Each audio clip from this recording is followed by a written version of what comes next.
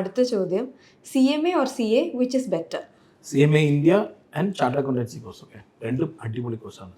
പക്ഷേങ്കിൽ ആകെയുള്ള വ്യത്യാസം, ഒരു CA സ്റ്റുഡൻറ്റ് ഒരു ചാർട്ടേഡ് അക്കൗണ്ടൻസി കോഴ്സ് കഴിഞ്ഞാൽ പോകുന്ന അതിൻ്റെ ജോബ് ഓപ്പർച്യൂണിറ്റീസ്, അതിലിടുന്ന എഫേർട്ട്, അതിൽ കിട്ടുന്ന സാലറി, അതിൽ നിന്ന് മുന്നോട്ട് പോകുന്ന സമയത്തുള്ള job opportunities, different scalability of opportunities, അത് കംപ്ലീറ്റ്ലി ഡിഫറെൻ്റ് ആണ് ഒരു കമ്പയർഡ് വിത്ത് ഒരു CMA ഇന്ത്യ. CMA ഇന്ത്യക്കും ഓപ്പർച്യൂണിറ്റീസ് ഉണ്ട്, പക്ഷേ രണ്ട് വഴിയാണ്. Okay, technically people may think both are different, very similar. No, both are two different course streams.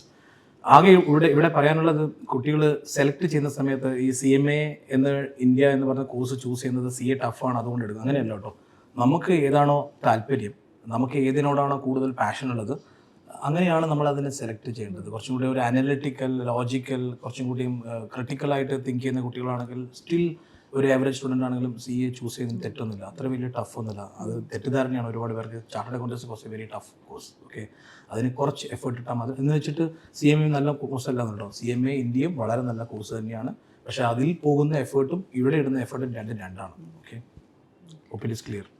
Definitely.